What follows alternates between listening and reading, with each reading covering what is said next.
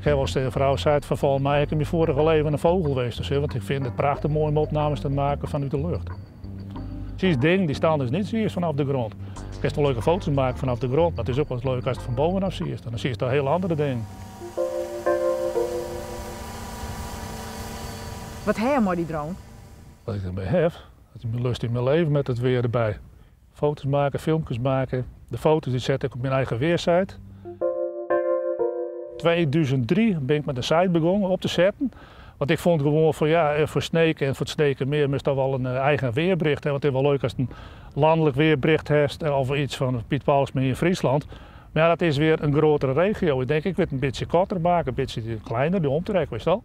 Starteiland, in het Sneekenmeer, vanuit de lucht bekeken. Zie je niet zoveel mensen zien dat zo. Is het niet prachtig?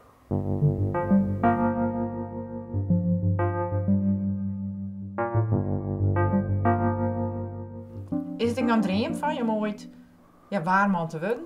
Je bent nog amateur-waarman, maar om professioneel waarman te worden? Nee, ik vind het mooi genoeg zo. Wat dat betreft heb ik veel te veel hobby's. En als ik dan zie naar mijn collega Piet Paulusma, het is morgens vroeg om 6 uur het weer me doen. En dan gaat hij s'avonds met naar bed toe. Nee, ik heb te veel hobby's, dan kom ik daar niet aan toe. Wat dat betreft, ik kan het weer voelen, horen en ruiken. Alleen na die chemo is dat een heel stuk minder geworden. Dat is wel jammer. Ze hebben mij constateerd dat ik slokdarmkanker had, zeg ik het bij. Dat is heftig. Dat is zeer heftig, maar we gaan er goed met om, zeggen ze. Zie je er goed uit, zeggen ze allemaal. Jo als natuurman, wat doet dat met jou? Nou, in feite mis ik dat wel, ja. Dat vind ik wel jammer. Maar ja, ik bedoel, als je ziet van waar ze allemaal teruggekregen heeft, dan ben ik al lang weer blij. Ja, dat is een mooi leven nou weer met die kanker eruit is. Ik hoop het zo blijft. Wanneer is het avontuur met de drone begonnen? Nou, het is eigenlijk gewoon na die bestraling en chemo. Mijn zoon die was zo lief, die had een drone gekocht. Hij zei nou pa, hij zei in de tussentijd voor hij geopereerd werd, hij zei dan kan je weten met die drone, hij had de gedachten de andere kant op. Nou, ik ben met die drone bezig dan, inderdaad. Het was mijn lust in mijn leven. Ik vergat helemaal dat ik kanker had, joh. Maar door de chemo's kun je dus net meer goed roken? Nee, dat klopt. Dat is door de chemo's, dat is weggegaan. Maar wat kon je alles roken hier, als we nou hier zitten? De geur van het water bijvoorbeeld. Je kan het water ruiken van, hey, krijgen we ander weer. Je kent ook de kleur van het water, je het zien. Vooral bij het IJsselmeer, daar heeft het allemaal kleuren. Die wil gewoon groen als bijvoorbeeld een dikke donderbui aankomt. Dan is het water gewoon groen. Nou, als die hier een witte kop op het water heeft, dan kan je met die bootje er maar afgaan. Dan kan je het maken als het in de stad komt.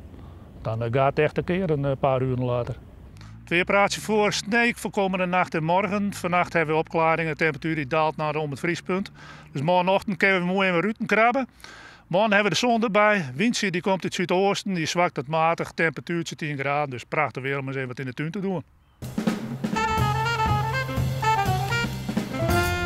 zijn we nou voor leven?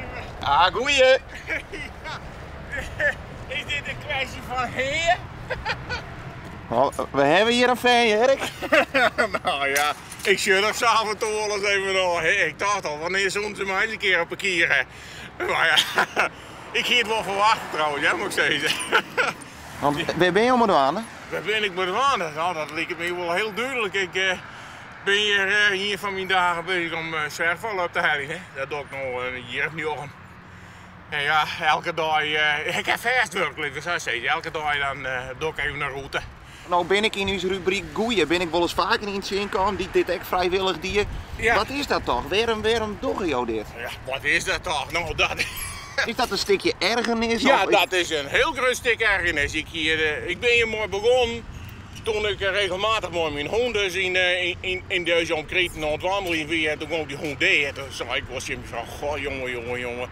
Als die hond deed is, ik heb wel wat oosten van. Ik zei, ik wil net weer een hond. Ik zou hier een rommel oprijden. Want ik ergerde bij de hond.